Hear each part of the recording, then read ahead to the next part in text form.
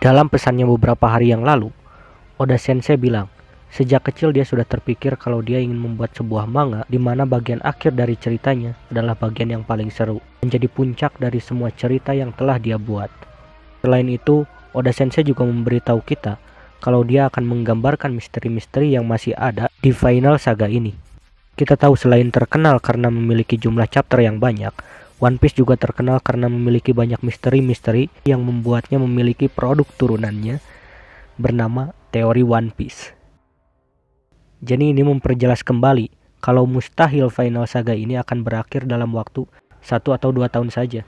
Apalagi Wano Kuni saja yang notabene-nya hanya satu arc berjalan hampir sekitar 4 tahun lebih. Tapi terlepas dari berapa lama saga terakhir ini akan berjalan, yang lebih menarik untuk dibahas adalah tentang akhir dari One Piece yang Oda Sensei inginkan. Oda Sensei bilang kalau dia ingin membuat ending dari One Piece ini menjadi bagian paling seru, paling menarik dari semua cerita yang sudah dia buat.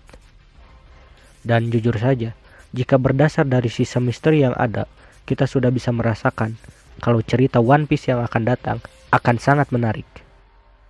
Dengan pengungkapan dari misteri-misteri yang ada, seperti misteri dari Rock di Sebek, Imusama, Poi di Century, Joy Boy, dan yang paling utama adalah misteri dari One Piece itu sendiri, harta karun terbesar di dunia One Piece. Oda Sensei juga bilang kalau persiapan untuk final saga ini sudah selesai, meski memakan waktu 25 tahun dan hiatus selama sebulan. Nah, dari kalimat itu, kita bisa artikan kalau cerita selama ini adalah bagian dari setup untuk final saga ini. Atau kita juga bisa menganggap kalau Oda Sensei sudah menaruh banyak clue akan seperti apa final saga ini di cerita-cerita sebelumnya. Dan anggapan itu bukanlah hal yang baru. Sudah bertahun-tahun anggapan itu ada dan memunculkan berbagai teori tentang final saga ini. Salah satu dasar landasan teori yang paling umum digunakan oleh para penggemar One Piece adalah paralel dari setiap arc atau kebalikan dari arc sebelumnya. Kemiripan-kemiripan pola atau paralel arc seperti Alabasta dengan Dressrosa, Wano dengan Arlong Park, dan lainnya, atau paralel antara setiap karakter seperti Buggy dan Caesar Clown, Kaido dengan Arlong, Shirahoshi dengan Nami. Bahkan ada teori kalau Imusama pun bisa jadi paralel dari karakter yang sudah ada di One Piece. Seperti kita sebut salah satunya adalah buah Hancock. Dan selain dari itu semua, masih banyak lagi clue-clue yang bisa dijadikan landasan untuk berteori dan memprediksi tentang apa yang mungkin terjadi di final saga nanti. Jujur saja, gue pribadi juga punya satu teori untuk final saga ini. Teori ini berasal dari peribahasa Jepang atau kotowaza, yaitu Jishin, Kaminari, Kaji, Oyaji, yang berarti gempa, petir, kebakaran, dan ayah.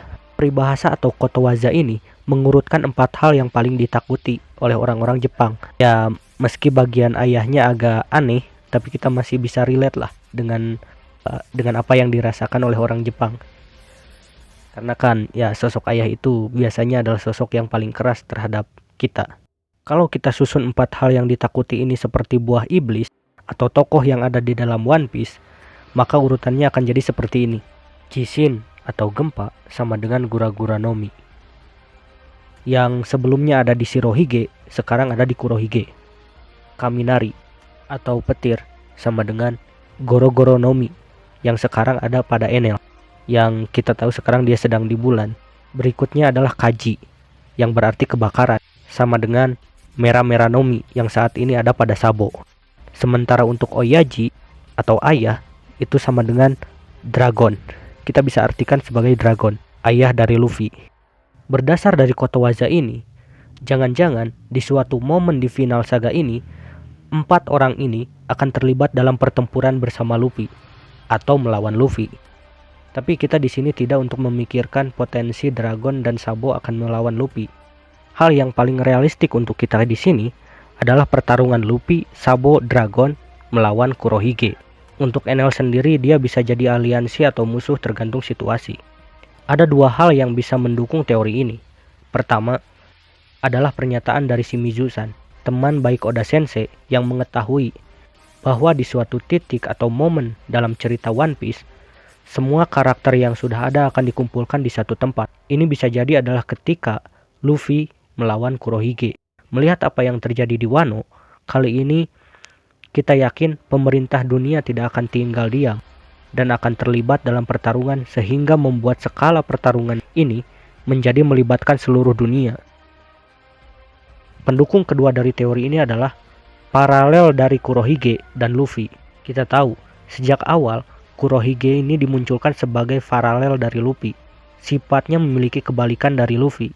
Luffy menyukai daging dan tidak menyukai cherry. Kurohige tidak menyukai daging, tapi menyukai cherry. Selain menjadi paralel dari Luffy itu sendiri, Kurohige juga menjadi paralel untuk setiap perkembangan dari Straw Hat Pirate, di mana setiap perkembangan mereka itu selalu mengarah ke arah Kurohige atau ke arah kegelapan. Kita sebut saja Sanji.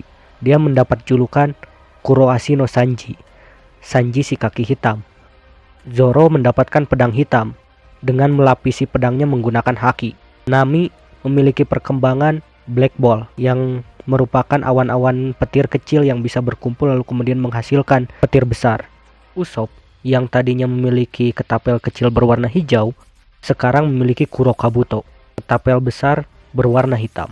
Brook, selain dia memang selalu menggunakan pakaian berwarna hitam, dia juga mendapatkan kekuatan baru, yaitu Soul Music. Musik yang dapat menggerakkan jiwa-jiwa pendengarnya. Sama dengan, kalau seperti itu berarti sama dengan Black Music.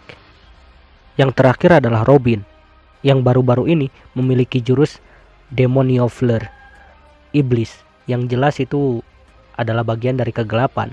Dan Zoro pun sekarang memiliki julukan baru yang jauh lebih gelap, yaitu King of Hell, yang merupakan pengaruh dari Enma itu sendiri, yang merupakan adalah dewa penjaga neraka. Dan teori untuk pertarungan Luffy ini sendiri bukanlah merupakan hal yang baru. Ada banyak, bahkan ribuan teori tentang hal ini. Bahkan kalau bisa dibilang, pertarungan antara Luffy dan Kurohige ini sudah merupakan bagian dari rahasia umum bahwa itu memang akan terjadi. Dengan berbagai clue dari momen-momen yang ada atau perkembangan karakter seperti yang disebutkan tadi, ini jelas-jelas memperkuat semua prediksi-prediksi yang ada. Tapi terlepas dari benar atau tidaknya ini, berteori seperti ini di dunia komunitas One Piece sudah merupakan menjadi kegiatan yang hal yang biasa dan menjadi daya tarik tersendiri untuk masuk ke komunitas One Piece. Jadi, mari kita untuk tetap berdiskusi, berteori bersama-sama dan menghasilkan pemikiran-pemikiran baru tentang One Piece ini. Ya, itulah sedikit pembahasan dan teori untuk Final Saga ini. Ini adalah video pertama dari channel ini. Berikutnya, channel ini juga akan membuat konten seputar One Piece lainnya, seperti analisis, review chapter, teori, atau pembahasan-pembahasan menarik tentang karakter-karakter yang ada di One Piece. Jika kalian tertarik untuk menyimak video berikutnya, kalian bisa subscribe channel ini supaya tidak ketinggalan kalau ada video berikutnya. Terima kasih. Sampai jumpa di video berikutnya.